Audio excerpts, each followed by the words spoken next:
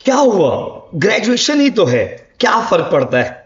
एक सब्जेक्ट में फेल होंगे, एक सब्जेक्ट में सप्ली होगा, एक सब्जेक्ट में बैकलॉग होगा, फिर से एग्जाम देंगे, फिर पास हो जाएंगे।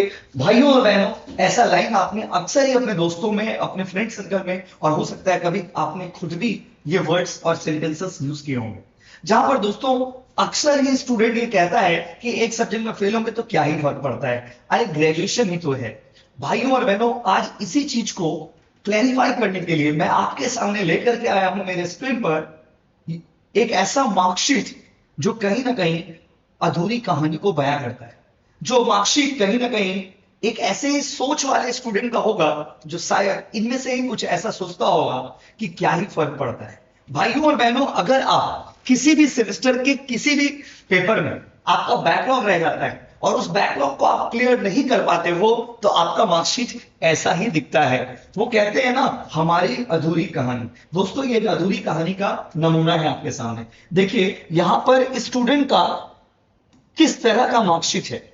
First semester clear, second semester clear, third semester clear, fourth semester clear, six semester clear, but still not graduate. Six semester clear होने के बाद भी ये स्टूडेंट ग्रेजुएट नहीं है, क्योंकि इस बच्चा का फिफ्थ सेमेस्टर जो है वो क्लियर नहीं।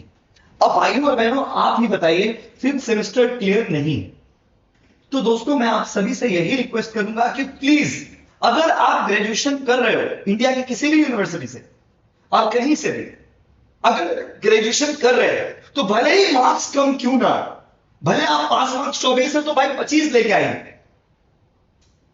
अगर ज्यादा लाते हो तो कोई दिक्कत ही नहीं, बट भले ही आप 24 के बदले 25 लेके आओ, पास हो जाओ भाई, पास हो जाओ। लेकिन ऐसा मार्कशीट नहीं होना चाहिए।